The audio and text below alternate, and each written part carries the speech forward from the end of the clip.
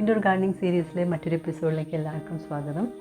ഇന്നത്തെ എപ്പിസോഡിൽ ഇൻഡോർ പ്ലാന്റ്സിന് വളം ചെയ്യേണ്ടത് എങ്ങനെയെന്നാണ് അറിയാൻ പോകുന്നത്. വളമായിട്ട് എന്തെല്ലാമാണ് യൂസ് ചെയ്യാൻ സാധിക്കുക, അതെങ്ങനെയാണ് ഉപയോഗിക്കേണ്ടത്, എത്ര പ്രാവശ്യം വളം ചെയ്യണം, ഇതെല്ലാം ഇന്നത്തെ വീഡിയോയിൽ നമ്മൾ കവർ ചെയ്യും. വീഡിയോ കാണാം. വെർമി കമ്പോസ്റ്റ് ഇൻഡോർ പ്ലാന്റ്സിന് പറ്റിയ നല്ലൊരു വളമാണ്. മാസത്തിലൊരിക്കൽ ചെടിക്ക് ഇട്ട് കൊടുത്തതിന് ശേഷം നന്നായിട്ട് നനയ്ക്കാൻ മറക്കരുത്. വെർമി കമ്പോസ്റ്റിന് പകരം നമുക്ക് പെല്ലറ്റ്സ് ഉപയോഗിക്കാം. പെല്ലറ്റ്സ് എന്ന് പറയുമ്പോൾ അത് സ്ലോ റിലീസിങ് ഫെർട്ടിലൈസേഴ്സ് ആണ്. നമ്മുടെ അവിടെ അത്ര അത് സാധാരണയല്ല, പക്ഷെ ഉപയോഗിക്കാൻ വളരെ എളുപ്പമാണ് കിട്ടുകയാണെന്നുണ്ടെങ്കിൽ. കാരണം ഇത് ഒന്നോ രണ്ടോ ഒരു ചെടിയുടെ കടക്കിലിട്ട് കൊടുത്തിട്ടുണ്ടെങ്കിൽ നമ്മൾ എപ്പോഴാണോ ചെടിക്ക് നനയ്ക്കുക ആ സമയത്താണ് ഈ പെല്ലറ്റ്സിൽ നിന്ന് ന്യൂട്രിയൻസ് റിലീസ് ചെയ്യുന്നത്. അപ്പോൾ അത് ചെടിക്ക് അബ്സോർബ് ചെയ്ത് യൂസ് ചെയ്യാൻ സാധിക്കും. ഇനിയുള്ളത് ലിക്വിഡ് ഫെർട്ടിലൈസേഴ്സ് ആണ്. ഓർഗാനിക് ആയിട്ട് വേണമെന്നുണ്ടെങ്കിൽ നമുക്ക് സ്യൂഡോമോണാസ് ഉപയോഗിക്കാം. സ്യൂഡോമോണാസ് ഉപയോഗിക്കേണ്ട രീതി, 1 ലിറ്റർ വെള്ളത്തിൽ 20 ഗ്രാം സ്യൂഡോമോണാസ് ആണ് വേണ്ടത്. അപ്പോൾ നമ്മുടെ വീട്ടിലൊന്നും അങ്ങനെ വെയിങ് മെഷീൻ ഉണ്ടാവില്ലല്ലോ അളവ് കൃത്യമായിട്ട് എടുക്കാനായിട്ട്. അപ്പോൾ നമുക്ക് 1 ടീസ്പൂൺ 5 ഗ്രാം എന്നുള്ള ഒരു അളവ് അനുസരിച്ച് നമുക്കൊരു 4 ടീസ്പൂൺ എടുത്തു കഴിഞ്ഞിട്ടുണ്ടെങ്കിൽ ഏകദേശം ഒരു 20 ഗ്രാം ആയിട്ടുണ്ടാവും എന്ന് വിചാരിക്കാം. ഇതിപ്പോൾ എങ്ങനെയാണ് ഉണ്ടാക്കേണ്ടതെന്ന് വെച്ചിട്ടുണ്ടെങ്കിൽ ഞാനിപ്പോൾ ഇവിടെ 1/2 ലിറ്റർ വെള്ളമാണ് എടുത്തിരിക്കുന്നത്. അതിലേക്ക് 2 സ്പൂൺ സ്യൂഡോമോണാസ് ആണ് ഉപയോഗിക്കുന്നത്. ഇത് നന്നായി കലക്കി വയ്ക്കുക. നമ്മൾ എന്നാണോ ഉപയോഗിക്കാൻ ഉദ്ദേശിക്കുന്നത് അതിൻ്റെ തലേ ദിവസം ഇതേപോലെ കലക്കി വയ്ക്കണം.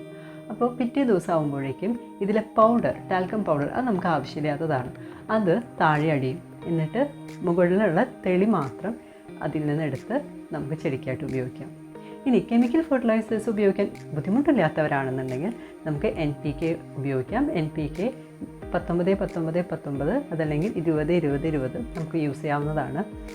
ഇത് ഉപയോഗിക്കാനുള്ള അളവ് എന്ന് വെച്ചിട്ടുണ്ടെങ്കിൽ ചെറിയ ചെടി എന്ന് പറയുമ്പോൾ വളരെ ചെറിയ ചെടി മുതൽ ഒരു മീഡിയം സൈസ് വരെയുള്ള ചെടികൾക്ക് 1 ലിറ്ററിലേക്ക് 2 ഗ്രാമേ ആവശ്യമുള്ളൂ. അതല്ല വലിയ ചെടികളാണ്, ഇപ്പോൾ ഈ കാണുന്ന പോലത്തെ വലിയൊരു ചെടിയാണ് എന്നുണ്ടെങ്കിൽ നമുക്ക് 1 ലിറ്ററിലേക്ക് 4 ഗ്രാം വേണം. ഞാനിപ്പോൾ ഒരു ചെറിയ ചെടിക്ക് വേണ്ടിയിട്ടാണ് ഉണ്ടാക്കുന്നത്. അപ്പോൾ ഏകദേശം ഒരു 2 ഗ്രാം ആവും എന്നുള്ള ഉദ്ദേശത്തിൽ എടുത്തിട്ടുണ്ട്. എന്നിട്ട് അത് 1 ലിറ്റർ വെള്ളത്തിലേക്ക് കലക്കുകയാണ്.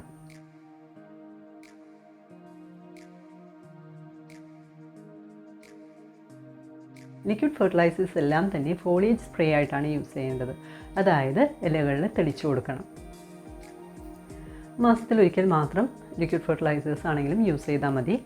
ഇനി ഉപയോഗിക്കാവുന്ന മറ്റൊരു വളം എന്ന് പറയുന്നത് കടലപ്പിണ്ണാക്കാണ്. കടലപ്പിണ്ണാക്ക് ശരിയായ രീതിയിൽ ഉപയോഗിച്ചില്ല എന്നുണ്ടെങ്കിൽ മണം വരാനുള്ള സാധ്യതയുണ്ട്. കാരണം അത് പുളിപ്പിച്ചിട്ടാണല്ലോ ഉപയോഗിക്കുന്നത്.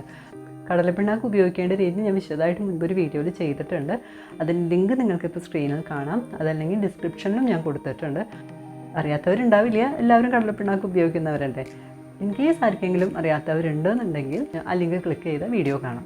മാസത്തിലൊരിക്കൽ തന്നെ ഇതും ഉപയോഗിച്ചാൽ മതി. ഞാനെപ്പോഴും ഇൻഡോർ പ്ലാന്റ്സിന് വളം ചെയ്യുമ്പോൾ പുറത്തേക്ക് എടുത്ത് വെച്ചിട്ടാണ് ചെയ്യാറുള്ളത്. അതായിരിക്കും കുറച്ചുകൂടി സൗകര്യം എന്ന് എനിക്ക് തോന്നുന്നു. അപ്പം കാര്യങ്ങളെല്ലാം മനസ്സിലായല്ലോ, എന്തൊക്കെയാണ് നമുക്ക് ഉപയോഗിക്കാൻ സാധിക്കുക. വെർമി കമ്പോസ്റ്റ് ഉപയോഗിക്കാം. സ്ലോ റിലീസിങ് ഫെർട്ടിലൈസേഴ്സ് കിട്ടുകയാണെങ്കിൽ അതാണ് ഏറ്റവും സൗകര്യം, അത് ഉപയോഗിക്കാം. അതല്ലാന്നുണ്ടെങ്കിൽ സ്യൂഡോമോണാസോ NPK യൂസ് ചെയ്യാം, അല്ലെങ്കിൽ കടലപ്പിണ്ണാക്ക് യൂസ് ചെയ്യാം. അത് ഉപയോഗിക്കുന്ന രീതിയും അറിയാം. മാസത്തിലൊരിക്കൽ മാത്രം എല്ലാം ഉപയോഗിച്ചാൽ മതി. ഇന്നത്തെ വീഡിയോ ഇവിടെ അവസാനിക്കുന്നു. എന്തെങ്കിലും സംശയം ഉണ്ടെങ്കിൽ കമൻറ്റ് ചെയ്തോളൂ. അടുത്ത വീഡിയോയിലൂടെ വീണ്ടും കാണാം.